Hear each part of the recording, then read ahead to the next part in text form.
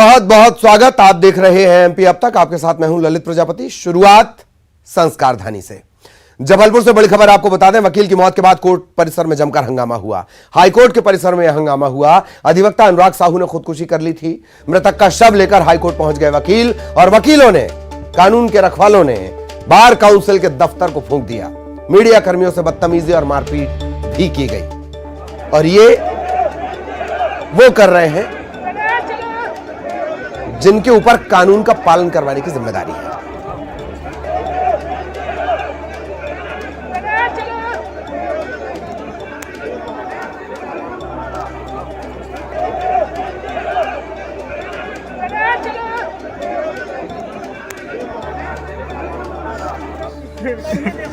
भैया हमारा भगवान आज चले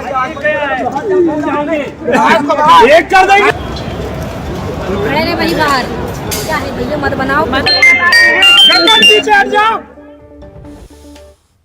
इधर प्रदेश के 18 जिलों के 46 नगरीय निकायों के चुनाव की मतगणना हुई है। 46 नगरीय निकायों में बीजेपी आगे चली। 17 नगर पालिका में से 12 पर बीजेपी ने कब्जा जमा लिया। केवल 4 नगर पालिका ऐसी जो कांग्रेस के हिस्से आई। झाबुआ की बात करें, 18 वार्ड में से 9 पर बीजेपी का कब्जा। कांग्रेस को 7 वार्ड में जीत, जबकि निर्दलीयों ने 2 वार्ड में जीत हासिल की।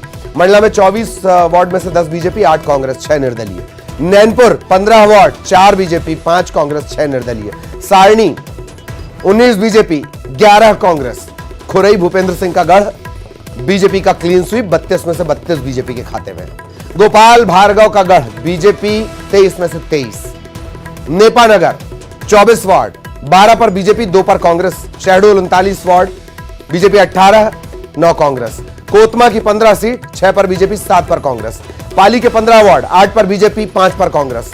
छिंदवाड़ा कमलनाथ का गढ़ है। सौसर में 15 में से 14 पर बीजेपी का परचम, कांग्रेस खाता नहीं खोल पाई। जो नारदेव बीजेपी का कब्जा, 11 बीजेपी के पास, 6 कांग्रेस के पास। पांढुर्ना, यहां लाज बची है कांग्रेस की, 17 सीट मिली, बीजेपी को 10। दमुआ 18 में से 9 पर बीजेपी, 8 पर कांग्रेस। बिजुरी 5 बीजेपी, 5 कांग्रेस, 5 निर्दलीय। अलीराजपुर 18 में से 7 बीजेपी, 10 कांग्रेस। मलाजखंड 24, कुल 24 सीट, 13 बीजेपी, 8 कांग्रेस। नगर परिषद की बात करेंगे, 29 में से 19 बीजेपी के खाते में।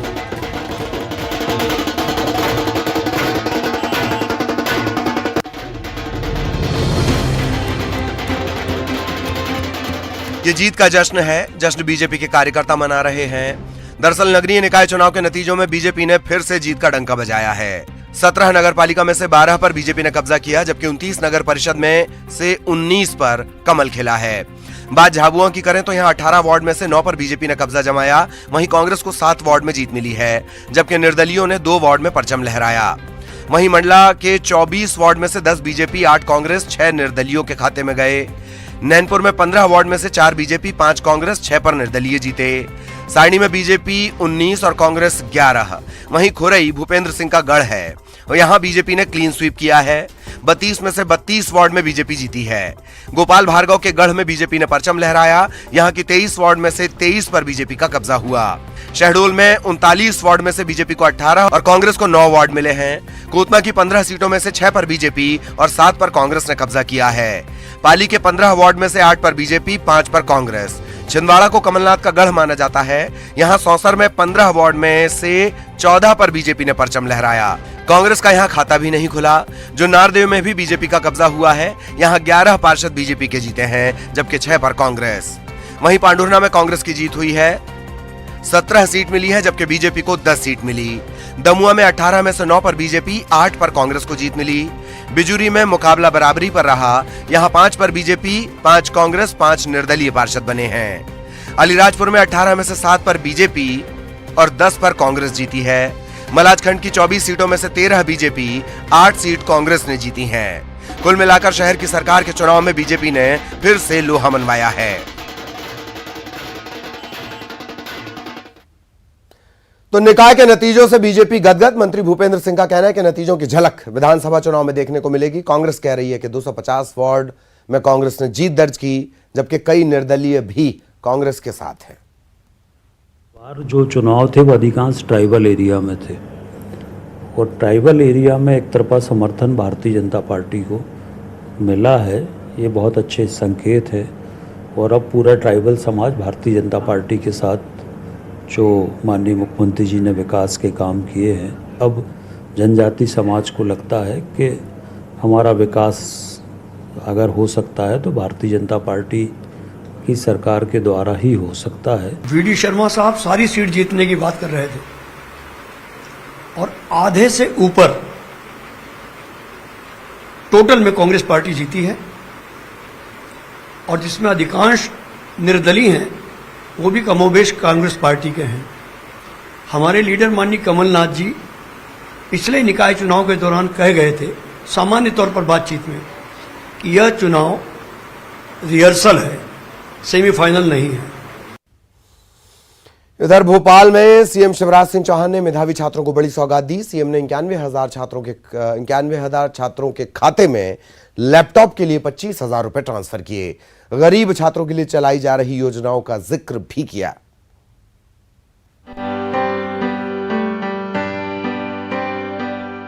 भोपाल के लाल परेड ग्राउंड में सीएम शिवराज सिंह चौहान ने प्रदेश के मेधावी छात्रों को बड़ा तोहफा दिया। शिवराज सिंह चौहान ने सिंगल क्लिक के माध्यम से 91,000 छात्रों के खातों में 25,000 की राशि ट्रांसफर की। छात्र इस राशि से लैपटॉप खरीदेंगे। परीक्षा में 75% अंक पाने वाले छात्रों को ये राशि दी गई। सीएम ने अपने संबोधन में कहा कि इस राशि से छात्र अपनी पढ़ाई की जरूरत को पूरा कर सकेंगे।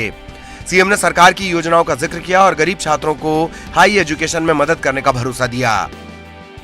जो 70% से ज्यादा नंबर लाएगा और माता पिता की वार्षिक आय 6 लाख रुपया या उससे कम होगी तो उनके ग्रेजुएशन सहित सारे पाठ्यक्रमों की फीस मम्मी पापा नहीं भरेंगे। कौन भरवाएगा? मामा भरवाएगा। अगर प्राइवेट कॉलेज में भी एडमिशन मिलेगा तो फीस चाहे 8 लाख साल हो चाहे 10 लाख रुपया साल हो, वो भी मामा भरवाएगा, चिंता मत करना। तो अलग अलग प्रतिस्पर्धी परीक्षाओं में सफलता के बाद भी पढ़ाई की फीस की चिंता मत करना, मेहनत करते जाना बस। और मम्मी पापा से भी मैं कह रहा हूं सबके,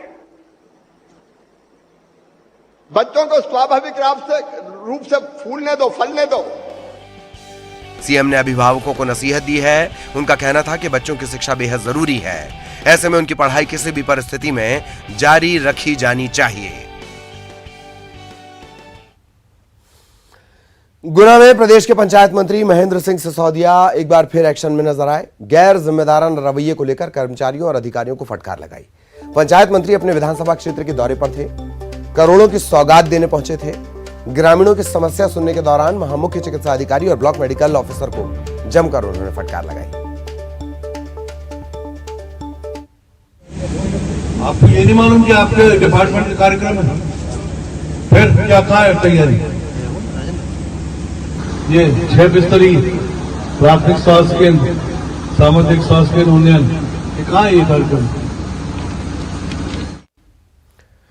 दमोह में मुख्यमंत्री जन सेवा अभियान शिविर का आयोजन किया गया। इसमें अधिकारियों के नहीं पहुंचने पर पथरिया के विधायक रामबाई कलेक्टर पर नाराज हो गई, जमकर खरी खोटी सुनाई।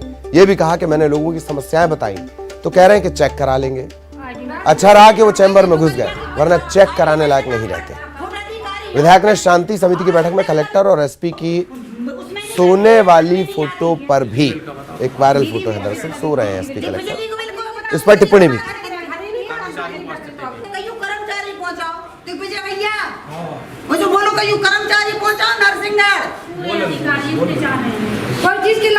कर्मचारी पहुंचाओ मैंने आप ही की टीवी चैनलों के माध्यम से देखा था एक दिन कौन सी में सो रहे थे।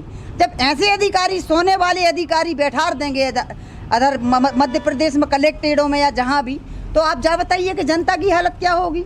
भाई मुख्यमंत्री तो पूरी तरीके से संघर्ष कर रहे हैं और वो बहुत ज्यादा परेशान है इस चीज को लेके, लेकिन कलेक्टर का व्यवहार देख लिया आपने। बताओ, चेक करा लेंगे, चेक करा लेंगे, क्या चेक करा लेंगे?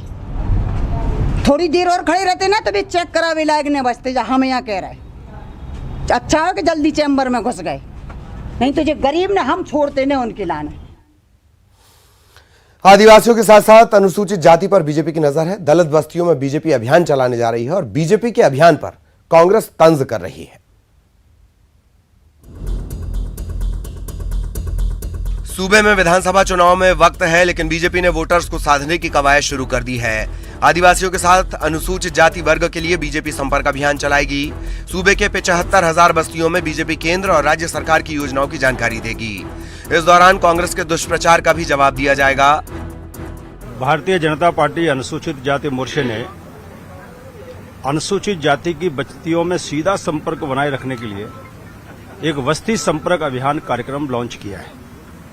देश की 75,000 अनुसूचित जाति बाहुल्य बस्तियों में हम जाएंगे, घर घर संपर्क करेंगे, लोगों को नरेंद्र मोदी की सरकार और शिवराज सिंह की सरकार का जन कल्याणकारी जो चीजें हैं, ऐसी हितैषी जो चीजें हैं, उनको हम फोल्डर देंगे, वहाँ मीटिंग करेंगे।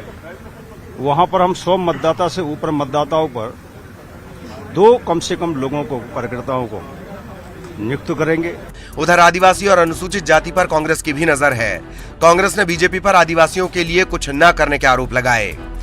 देखिए, भारतीय जनता पार्टी मूल रूप से अनुसूचित जाति विरोधी है। भाजपा सरकार में पूरे प्रदेश में अंबेडकर की प्रतिमाओं को नुकसान पहुंचाया गया। अंबेडकर जी के संविधान से भाजपा को घृणा है। यहां तक कि कांग्रेस सरकार ने अनुसूचित जाति वर्ग को जो पट्टे दिए थे, भू अधिकार दिए थे, वो भाजपा सरकार में छीन लिए गए। भारतीय जनता पार्टी केवल आंखों में धूल झोंकने का काम करती है। अनुसूचित जाति वर्ग के लिए सारे कदम केवल और केवल कांग्रेस की सरकारों ने उठाए हैं। प्रदेश में कई सीटों पर आदिवासी और अनुसूचित जाति के वोट डिसाइडिंग फैक्टर हैं। यही नहीं, इनकी आबादी के लिहाज से भी इन्हें साधना सियासी दलों की जरूरत है। मुस्लिमों की गरबा आयोजन में एंट्री पर मंत्री नरोत्तम मिश्रा ने बड़ा बयान दिया। उन्होंने कहा कि अगर मां के प्रति आस्था जग रही है तो एक अलग से आयोजन कर लें। अलग आयोजन होगा तो एक अच्छा संदेश भी जाएगा। अगर निर्देश जारी किए गए हैं तो गरबा पंडालों में गैर हिंदुओं को नहीं जाना चाहिए। बिना आईडी के पंडालों में एंट्री किसी को नहीं दिए जाने के निर्देश है और आयोजन में कोई खलल डालेगा तो दिक्कत होगी। कांग्रेस का यह कहना है कि वसुधैव कुटुंबकम वाले इस देश में इस तरह की प्रतिक्रिया ठीक नहीं है।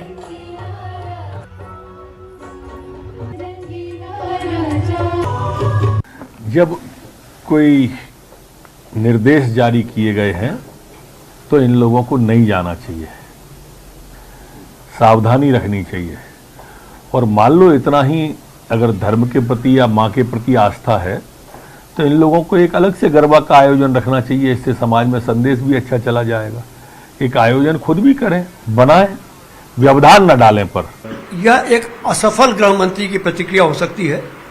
एक सभ्य समाज में और वसुधैव कुटुंबकम वाले देश में इस तरह की प्रतिक्रिया नहीं होती है। यदि गृह मंत्री जी को रोकना है या रोकना था तो मोहन भागवत जी को रोकते, जिन्होंने जाकर सिर्फ नमाज नहीं पढ़ी है, बाकी का इमाम साहब के सामने सब किया है। प्रज्ञा सिंह ठाकुर को रोकना था, मोहन भागवत जी को। तो ये गृह मंत्री जी की हताशा, उनके मंत्रालय की असफलता और निरंकुशता साबित करती है। ग्वालियर आए केंद्रीय कानून राज्य मंत्री एसपी सिंह बघेल ने देश में जनसंख्या नियंत्रण कानून लाए जाने के संकेत दिए हैं। बघेल ने कहा कि जनसंख्या नियंत्रण के विषय पर रणनीतिकार चर्चा कर रहे हैं। एजेंडे में शामिल मुद्दों पर सरकार काम कर रही है। देश हित में जो जरूरी होगा वो कानून बनाया जाएगा। उन्होंने देश में बलात्कार से झूठे मामलों को लेकर चिंता जाहिर की। यह भी कहा कि इस पर लगाम लगाने के लिए पुलिस की जांच में कसावट जरूरी है। प्रमुख रणनीतिकार इस पर चर्चा कर रहे हैं। जैसे कॉमन सिविल कोड हमारी घोषणा पत्र में रहता है, तो जो था काशी एजेंडे में था, तो आप देख रहे हो कि कॉरिडोर बनाया, मथुरा में बहुत विकास हुआ है, अयोध्या का भव्य राम मंदिर बन रहा है। धारा 370 कहते थे तो खत्म हो गई है, 35 से खत्म हो गई है। 3 तलाक समाप्त करके मुस्लिम आबादी की आधी आबादी को न्याय देने का काम प्रधानमंत्री ने किया है। जो श्यामा प्रसाद मुखर्जी कहते थे कि 2 निशान 2 प्रधान 2 विधान नहीं चलेंगे, आज वो जहाँ भी होंगे उनकी आत्मा को शांति मिलेगी कि अब वहाँ भारत का तिरंगा ही राष्ट्रीय ध्वज रहेगा और भारत का संविधान ही वहाँ पर लागू होगा। अलकायदा आतंकियों का भोपाल कनेक्शन सामने आया है। कुछ दिन पहले Paschim Bengal police Bhopal central jail में बंद जमात मुजाहिदीन के 2 आतंकियों को अपने साथ ले गई।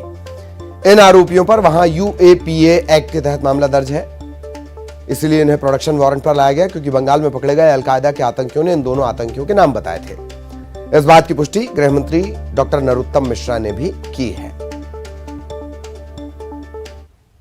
ये जेएमबी के लोग थे और जेएमबी के 2 लोग जहीरुद्दीन और जैनुअल आबदीन को जो पकड़ा था पहले, उनको बंगाल की पुलिस प्रोटेक्शन वारंट के तहत हमारी पुलिस के साथ में यहाँ पीएफआई के 4 गिरफ्तार लीडर्स को रिमांड खत्म होने पर कोर्ट में पेश किया गया। चारों आरोपियों को 14 दिन की जुडिशियल रिमांड पर जेल भेजा गया है। पीएफआई के चारों लीडर्स को भोपाल सेंट्रल जेल भेजा गया। एनआईए ने छापे की कार्रवाई की थी। इंदौर और उज्जैन से इन्हें पकड़ा गया था। एनआईए के अलावा एमपी एटीएस ने आरोपियों से पूछताछ की है।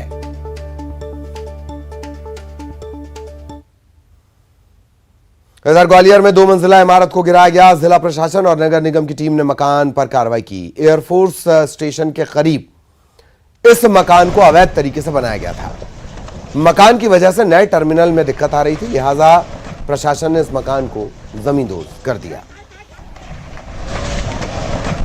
इधर धार में निर्माणाधीन मकान की दीवार अचानक धंस गई। इस दौरान 3 मजदूरों की दबने से मौत हो गई। कई मजदूर जख्मी भी हुए। घायल मजदूर को इलाज के लिए अस्पताल में भर्ती करवा दिया गया है। पुलिस इस मामले की पड़ताल कर रही है।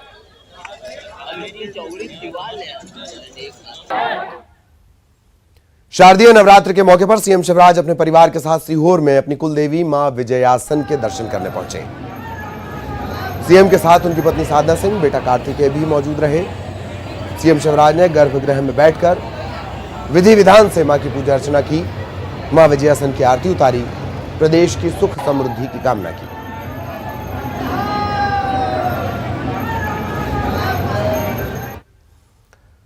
इधर देवास में नवरात्र के 9 दिन हर साल देवी के 9 स्वरूपों की रंगोलियां बनाई जाती हैं।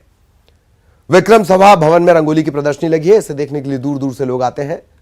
मां चामुंडा और मां तुलजा भवानी के साथ साथ अन्य देवियों की रंगोली बनाई गई है।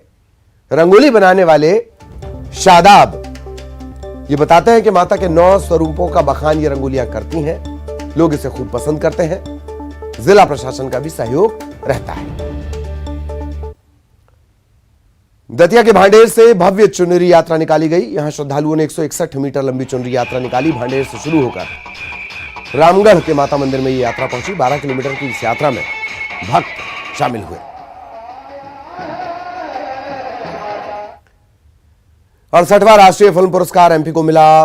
इसका अवार्ड मिला है। फिल्मों के लिए सबसे अनुकूल राज्य का यह अवार्ड है। राष्ट्रपति से मंत्री उषा ठाकुर ने अवार्ड लिया। इसके अलावा आशा पारेख को दादा साहब फाल्के पुरस्कार दिया गया है। राष्ट्रपति ने आशा पारेख को भी सम्मानित किया। दिग्गज अभिनेत्री सुश्री आशा पारेख जी, जिन्होंने दशकों तक अपने अभिनय से हम सभी फिल्म प्रेमियों का दिल जीता है। प्रख्यात फिल्म अभिनेत्री, शास्त्रीय संगीत में पारंगत सुश्री आशा पारेख जी ने महज 10 वर्ष की उम्र में 1952 में विमल रॉय